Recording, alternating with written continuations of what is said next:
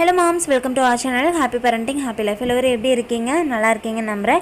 And நாம் இன்றைக்கி நம்மளோட சேனலில் ஒரு முக்கியமான ப்ரெக்னன்சி டிப்ஸ் தாங்க பார்க்க போகிறோம். அது என்னென்னு பார்த்தீங்கன்னா, கர்ப்ப காலத்தில் ஏற்படக்கூடிய இந்த நெஞ்செரிச்சல் மற்றும் அஜீரணம், செரிமான பிரச்சனை தீர்றதுக்கு நம்ம என்னென்னலாம் பண்ணலாம், நம்ம வந்துட்டு ப்ரிகாஷன்ஸ் என்ன எடுத்துக்கலாம் அப்படின்னு சொல்லி தாங்க பார்க்க போகிறோம்.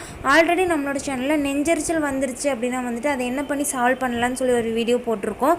இது வந்துட்டு அது வர்றதுக்கு முன்னாடியே எப்படி அதையே தவிர்க்கலாம், அதுக்கான ப்ரிகாஷன்ஸ் என்ன அப்படின்னு சொல்லி தாங்க பார்க்க போகிறோம். ஸோ வாங்க வீடியோக்குள்ளே போயிடலாம். ஃபஸ்ட்டு பார்த்திங்கன்னா வந்துட்டு இந்த கர்ப்பம்னு ஒன்று ஆரம்பிச்சிருச்சு அப்படின்னாலே வந்துட்டு நம்மளுக்கு இந்த செரிமான பிரச்சனை அப்படிங்கிறது வந்துட்டு முதல்ல நம்மளுக்கு ஸ்டார்ட் ஆகிடும். ஏன்னா நம்மளுக்கு டைஜஷனில் வந்துட்டு லேட் ஆகிறது வந்துட்டு ஃபஸ்ட்டுருந்தே நடக்குங்க. பட் இந்த நெஞ்செரிச்சல் பிரச்சனை பார்த்திங்கன்னா வந்துட்டு மோஸ்ட்லி செகண்ட் ட்ரைம்ஸ்டரில், அதாவது 4வது மாதத்தில் இது ஆரம்பிக்குங்க. இது பார்த்திங்கன்னா வந்துட்டு ரொம்ப நெஞ்செரிச்சல் நைட்டு தூங்குறப்பெல்லாம் வந்துச்சுன்னா உண்மையாக தாங்கவே முடியாது, தூங்கவே முடியாது. நான் அதெல்லாம் வந்து ரொம்ப ஃபேஸ் பண்ணியிருக்கேங்க. அதே மாதிரி பார்த்திங்கன்னா வந்துட்டு டே டைம்லேயும் வந்துருச்சு அப்படின்னா உங்களால் ஒரு மாதிரி பீஸ்ஃபுல்லாகவே உங்களால் இருக்க முடியாது, ரெஸ்ட்லெஸ்ஸாக இருக்கும், நம்மளுக்கு என்ன பண்ணுறதுனே தெரியாதுங்க. ஸோ இது பார்த்திங்கன்னா வந்துட்டு எப்படி இருக்குன்னா, தொண்டைக்கு கீழே, தொண்டையிலிருந்து அந்த உணவு குழாயோட மேல் பகுதியில் வந்துட்டு ஒரு மாதிரி எரிகிற மாதிரி உணர்வு இருக்கும். அதான் வந்துட்டு நம்ம நெஞ்செரிச்சல் அப்படின்னு சொல்லி சொல்கிறோங்க. ஸோ அதுக்கு வந்துட்டு நம்ம ஒன்றும் பிரச்சனை இல்லை. இதை சரி பண்ணணும் அப்படின்னா நம்மளோட உணவு பழக்க வழக்கத்தில் சிறிய மாற்றங்களை நம்ம கடைபிடிச்சோம் அப்படின்னாலே வந்துட்டு இது எளிதாக சரி பண்ணிடலாங்க. ஸோ அதுக்கு என்னென்னலாம் பண்ணலான்னு சொல்லி பார்க்கலாம் வாங்க. இது எப்படி அவாய்ட் பண்ணலாம் அப்படின்னு பார்த்தீங்கன்னா, அதிகமான புளிப்பு, காரம், உப்பு. நம்மளுக்கு வந்து ப்ரெக்னன்சி டைமில் கொஞ்சம் எல்லாமே லைட்டாக ஜாஸ்தியாக இருந்துச்சுன்னா தான் நம்மளுக்கு வந்து நாக்குக்கு நல்லா இருக்கிற மாதிரி இருக்கும், உரப்பாக இருக்கிற மாதிரி இருக்கணும். ஸோ அதை வந்துட்டு அவாய்ட் பண்ணணும். அதிகமான புளிப்பு, காரம் இது எல்லாமே வந்துட்டு நம்மளுக்கு இந்த நெஞ்செரிச்சலை ஏற்படுத்தும். அதே மாதிரி செரிமானத்தையும் வந்துட்டு லேட் ஆக்கும் அப்படின்னு இருக்குங்க. ஸோ கண்டிப்பாக வந்துட்டு நீங்கள் அப்படி பண்ணிடாதீங்க. அதாவது லிமிட்டாக எல்லாமே புளிப்பு, காரம், உப்பு எல்லாமே வந்துட்டு லிமிட்டாக குறைவாக சேர்த்துக்கிறது பெட்டருங்க. அடுத்தது பார்த்திங்கன்னா வந்துட்டு ஈஸியாக டைஜஸ்ட் ஆகிற ஃபுட்டு எடுத்துக்கிறது ரொம்ப நல்லது. நைட்டு ஆர் பிரேக்ஃபாஸ்ட்டுக்கெல்லாம் பார்த்திங்கன்னா இட்லி, இடியாப்பம், ஆப்பம் இது மாதிரி ஃபுட் வந்து எடுத்துக்கலாம். இட்லிக்கே வந்துட்டு தேங்காய் சட்னி எடுத்துக்கிட்டிங்க அப்படின்னாலும் தேங்காய் சட்னி நம்மளுக்கு நெஞ்செரிச்சல் ஏற்படுத்தும். ஸோ சட்னி பார்க்கும்போது வந்துட்டு லைட்டாக டைஜஷன் ஆகிற மாதிரி இந்த கருவேப்பிலை சட்னி, தக்காளி சட்னி இது மாதிரி எடுத்துக்குங்க. ஈஸியாக டைஜஸ்ட் ஆகக்கூடிய மாதிரி எடுத்துக்கணும். அதே மாதிரி கடலை சட்னி எடுத்துக்கிட்டிங்கனாலும், வேர்க்கடலை சட்னி அதை எடுத்துக்கிட்டிங்கனாலும் வந்துட்டு உங்களுக்கு நெஞ்செரிச்சல் ஏற்படுறதுக்கு நிறைய சான்சஸ் இருக்குங்க.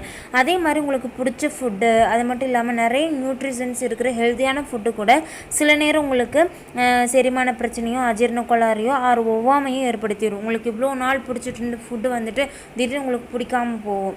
அதே மாதிரி நிறைய நியூட்ரிஷன் இருக்கக்கூடிய ஹெல்த்தியான ஃபுட்டு கூட உங்களுக்கு ஒவ்வாமையாக ஏற்படுத்தி விட்ருங்க. ஸோ நீங்கள் என்ன உங்களுக்கு வந்து பிடிச்ச ஃபுட்டு எடுத்துக்கிறீங்க அப்படின்னா உங்களுக்கு எதுவும் பண்ணலை அப்படிங்கும்போது நீங்கள் அதே கேரி பண்ணிக்கலாம், நீங்கள் சாப்பிட்டுக்கலாம். சப்போஸ் நீங்கள் ஏதாவது ஒரு ஃபுட்டு ஒரு டைம் எடுக்கிறீங்க, அது ஒரு மாதிரி வாமிட் பண்ணுது, ஏதோ ஒரு ஒவ்வாமை ஏற்படுத்துது, பிடிக்காத மாதிரி இருக்குதுன்னா அதை உங்களோட ப்ரெக்னன்சி ஃபுல்லாமே வந்துட்டு அவாய்ட் பண்ணிடுறது நல்லதுங்க. அடுத்தது பார்த்திங்கன்னா, நைட்டு தூங்குறதுக்கு முன்னாடி, அதாவது 3 மணி நேரத்துக்கு முன்னாடியே வந்துட்டு நீங்கள் டின்னர் எடுத்துக்கணும். அப்போ தான் வந்துட்டு நல்லது. உங்களுக்கு வந்துட்டு போய் தூங்குறப்போ நிம்மதியாக தூங்கலாம், இந்த நெஞ்செரிச்சல் செரிமான பிரச்சனை எதுவுமே இருக்காது.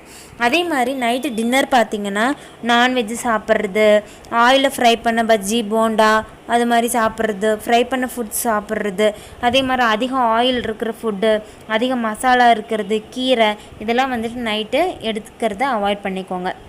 அதே மாதிரி நீங்கள் சாப்பிட்றது பார்த்திங்கன்னா ஒரே நேரத்தில் ஹெவியாக சாப்பிடக்கூடாது. நல்லா நம்ம வந்துட்டு நம்மளுக்கு பிடிச்ச ஃபுட்டாக இருந்துச்சுன்னா எப்போவுமே நல்லா ஹெவியாக சாப்பிடுவோம், போதுங்கிற அளவுக்கு சாப்பிடுவோம். அப்படி வந்துட்டு கண்டிப்பாக நீங்கள் ப்ரெக்னன்சி டைமில் சாப்பிடக்கூடாது. ஏன்னா அது வந்துட்டு செரிமானத்தை நம்மளுக்கு தாமதப்படுத்தி விட்டுரும், அதனாலேயும் நம்மளுக்கு நெஞ்செரிச்சல் ஏற்படும். உங்களுக்கு பிடிச்ச ஃபுட்டுனால் வந்துட்டு ஒரு அளவு வச்சுக்கோங்க, ஒரு சின்ன பவுல் வச்சுக்கோங்க. அந்த பவுலில் ஒன்ஸ் சாப்பிட்ருங்க, அப்புறம் ஒரு 1/2 மணி நேரம் கழித்து கொஞ்சம் சாப்பிடுங்க, அப்புறம் 1 மணி நேரம் கழித்து கொஞ்சம் சாப்பிடுங்க. பிடிச்ச ஃபுட்டால் இருந்தாலும் வந்துட்டு ஒரு 6 டைம் 8 டைம் சாப்பிட்றது வந்துட்டு நம்மளுக்கு இந்த செரிமான பிரச்சனையும் நெஞ்செரிச்சல் பிரச்சனையும் ஏற்படுத்தாது. அதே மாதிரி பார்த்திங்கன்னா, சாப்பிட்ட உடனே வந்துட்டு ஒரு 10 நிமிஷம் 5 நிமிஷம் கழிச்சுட்டு ஒரு டம்ளர் வெந்நீர் குடிச்சுக்கோங்க. அதுவும் வந்துட்டு நம்மளுக்கு செரிமானத்தை மேம்படுத்தும். அதே மாதிரி பார்த்திங்கன்னா, நிறைய பேர் நெஞ்செரிச்சல் ஏற்படுது, ஒரு மாதிரி இருக்குது, கஷ்டமாக இருக்குது அப்படின்னு சொல்லிட்டு சாப்பிட்றது வந்துட்டு ஸ்கிப் பண்ணுவாங்க, இல்லைன்னா சரியாக சாப்பிடாமே இருப்பாங்க. அப்படியே இருக்கக்கூடாதுங்க. அப்படி சரியாக சாப்பிடாமல் சாப்பாடு ஸ்கிப் பண்ணுறீங்க அப்படின்னா அப்படின்னாலும் வந்துட்டு உங்களுக்கு இந்த நெஞ்செரிச்சல் தீவிரமாகும், இருக்கிறத விட தீவிரமாயிரும். அதனால் வந்துட்டு வேணுங்கிற ஃபுட்டை அளவோடு எடுத்துக்கோங்க. கொஞ்சம் கொஞ்சமாக லிமிட்டாக எடுத்து சாப்பிட்றது ரொம்ப நல்லது. அதே மாதிரி பார்த்திங்கன்னா வந்துட்டு சாப்பிட்ட உடனே போய் படுத்து தூங்குறது கூடாது.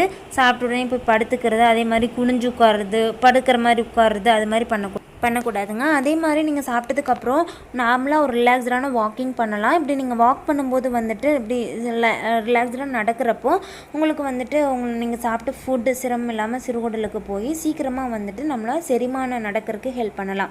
அதே மாதிரி பார்த்திங்கன்னா நீங்கள் சாப்பிட்டோன்னே போய் மல்லாந்து படுக்கிறது, தூங்குறப்போ மல்லாந்து படுத்து தூங்கக்கூடாது. அதுவும் நம்மளுக்கு நெஞ்செரிச்சலை ஏற்படுத்தும். அதே மாதிரி பார்த்திங்கன்னா நம்ம வாமிட் வந்துட்டு உங்களுக்கு நிறையா ஆகிட்டே இருக்குது அப்படின்னா நீங்கள் எனர்ஜியாகவும் இருக்க மாட்டீங்க, வீக்னஸ் ஆயிடுவீங்க. அதே மாதிரி இந்த நெஞ்செரிச்சலும் ஏற்படும். ஸோ உங்களுக்கு அதிகமாக வாமிட் ஆகுது அப்படின்னா டாக்டர்கிட்ட கன்சல்ட் போகிறப்போ அதுக்கான டேப்லெட்ஸ் வாங்கி சாப்பிட்றது ரொம்ப நல்லதுங்க. சப்போஸ் உங்களுக்கு நெஞ்செரிச்சல் வந்துடுச்சு, அதனால் நீங்கள் கஷ்டப்பட்டுட்ருக்கீங்க அப்படின்னா நான் சொன்ன டிப்ஸ் எல்லாமே யூஸ் பண்ணி பாருங்கள். அதாவது ஐகார்ட் பட்டனில் லிங்க் கொடுக்குறேன், டிஸ்கிரிப்ஷன் பாக்ஸில் லிங்க் கொடுக்குறேன். நான் ஆல்ரெடி போட்ட வீடியோங்க அதாவது நெஞ்செரிச்சல் வந்துருச்சு அப்படின்னா அதுக்கு என்ன பண்ணலாம், எப்படி ஸ்டாப் பண்ணலாம் அதே அப்படின்னு சொல்லி அதில் போட்டிருக்கேன். ஓகே, நான் சொன்ன டிப்ஸ் எல்லாமே உங்களுக்கு யூஸ்ஃபுல்லாக இருக்குன்னு நம்புகிறேன். நான் வேறு ஒரு நல்ல தகவலோடு உங்களை மீட் பண்ணுறேன். தேங்க்யூ. கண்டிப்பாக நம்மளோட சேனலை சப்ஸ்கிரைப் பண்ணி வச்சுக்கோங்க.